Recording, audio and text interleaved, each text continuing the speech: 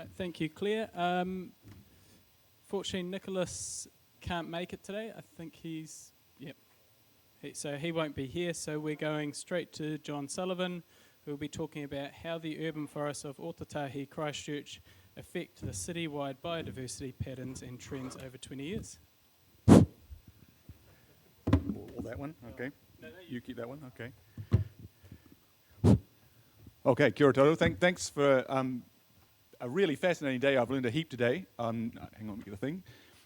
I'm just going to give you a little bit of a taste of how biodiversity has changed in our city here through some of the monitoring that's been done on iNaturalist and by myself, but just as a snapshot of how we can assess how the urban trees are doing as an infrastructure for biodiversity.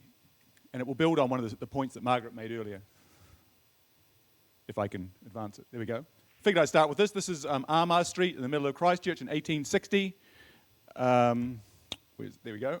That's Riccarton Bush up there, just on the horizon. That house is right next to the Avon River. That's where the Botanic Gardens is going to go. And that's that's yesterday at the same spot. So the city has changed enormously. It's filled with trees now. There's no way you could see as far as the Riccarton Bush anywhere from this distance. So the forest of the city is enormous compared to what it was at that time of English settlement. Tom asked me initially for my role in iNaturalist, what can we use iNaturalist for to understand how the urban forests of this place are affecting biodiversity. So this is what we've got on iNaturalist New Zealand at the moment. We've got 282,811 observations of over 7,500 species made by over 7,400 observers. It gives us a snapshot of all the different species that are in this area that we can overlay with the kinds of tree maps we've seen earlier today.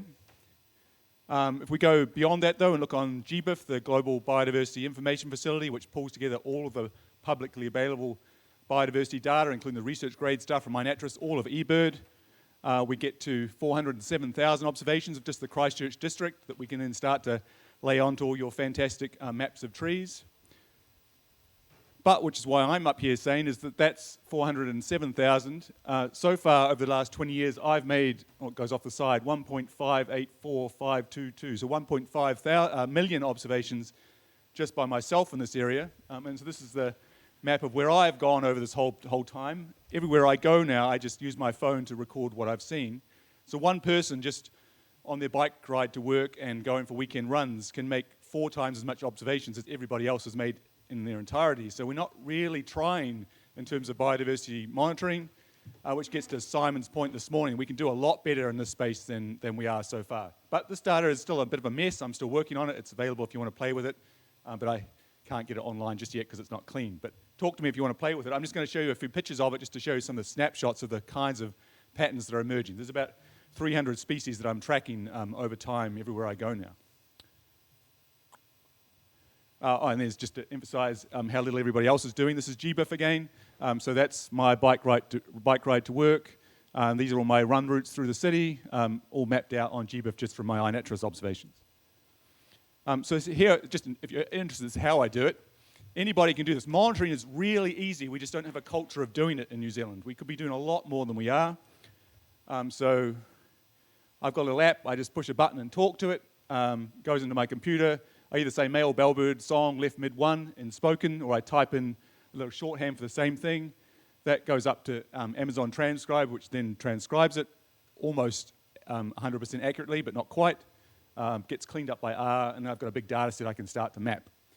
I started just with a piece of paper before smartphones were invented, moved to smartphones, or when I'm running, I've got my phone in my hand. And the methods are on wildcounts.org if you want to read more about how I do this so that you can all do it going forward from tomorrow. Here are just some of the patterns, though. This is my run routes. So since 2008, I've been running the Wigram route, which goes through the Wigram Retention Basin. I try to get the routes going through as many green spaces in the city as I can. I used to live right there. And then there's a separate run route that takes me through Ernley Clark Reserve and Ashgrove Reserve and Centennial Park, if you know the area, a few other places. And then since 2019, I decided I should really go to the city as well, so I run up to the Botanic Gardens and back. And throughout the whole lockdown, I was doing that every week so we can see what lockdown did to biodiversity. And then Sugarloaf takes me up to the hills, so I get up into the old growth forest around the back of Sugarloaf to get some comparison between the city and that area. So what does this look like? I'm not going to talk about Senecio minimus or Mycelis muralis or any of these other weird things that you may not care about. Let's talk about birds. Everyone likes birds. So here are some of the patterns in the birds that you see across. This is all the observations I've made of these species over 20, or in this case 16 years for the runs, 20 years for the bike rides. Just run routes on here. So here's Miro, the tomtits. Tomtits are only in the hills, right? So they need predator control and forest. You don't get them down in these forested parts of the city just yet, but with predator control you could. Here's Kiruru. They are also really restricted largely to the hills, but they venture out into the city occasionally to the forested parts of the city. And really cool, they are now breeding in the Botanic Gardens. So we have a little patch of forest right in the middle of the Botanic Gardens in Christchurch, and we now have a breeding population of Kiruru there. But I have run this route here since 2016 every fortnight. I have never, ever seen a Kiruru in that landscape at all. So suburban Christchurch in this area is not Kiruru habitat yet. Here's Koromaka, the bellbirds. They show a similar pattern, but there are more of them. There's been a huge success in bellbirds over recent years. There are a lot more of them than there used to be. Still very much restricted to hills, largely absent from the built-up areas, but when they are in suburbs, they're in the forested parts where we've got dense vegetation. On the other side of things, the house sparrow is everywhere. But even with starlings here, just a couple of European birds, right? Starlings don't like New Zealand forest, right? So you get up into the forest and there's hardly any starlings. You get down into the open areas and they're everywhere. So European birds dominate the European landscape that we've made for the city. Zoom in just a few other maps closer up. So here's a closer view for those of you who know Christchurch. Here's Centennial Park, Pioneer Stadium, the swimming pool. Here's the river, the Heathcote River. That's Ernley Clark Reserve. There's Princess Margaret Hospital. Here's Ashgrove Reserve.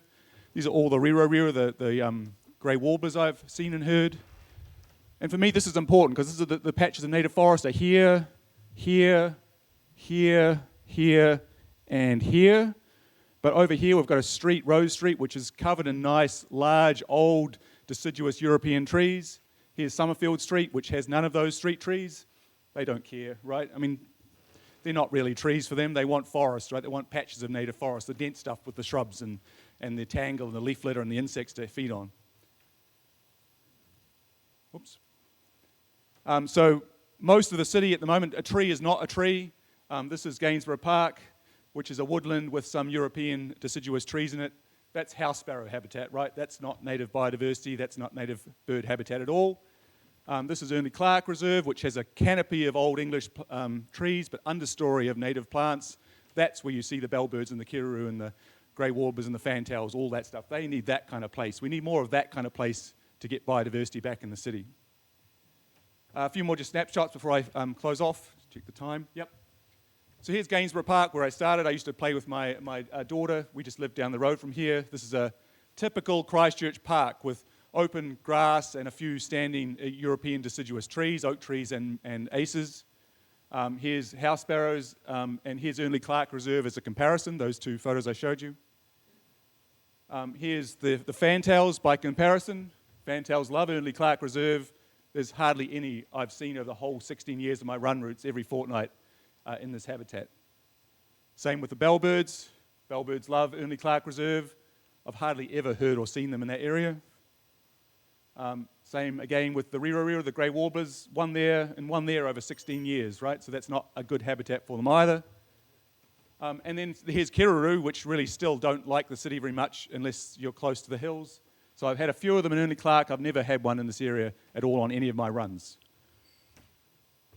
And then if you go up into the hills, last couple of slides, if you look to Sugarloaf, which is regenerating forest around some old growth trees, the koromaka, the bellbirds, are the most common bird up there, right? Down here it's house sparrows and blackbirds and starlings. Up there, koromaka are the most common bird. Just 15 kilometres from here, bellbirds are the most common bird in this habitat. Here's all the house sparrows I've seen over 96 runs.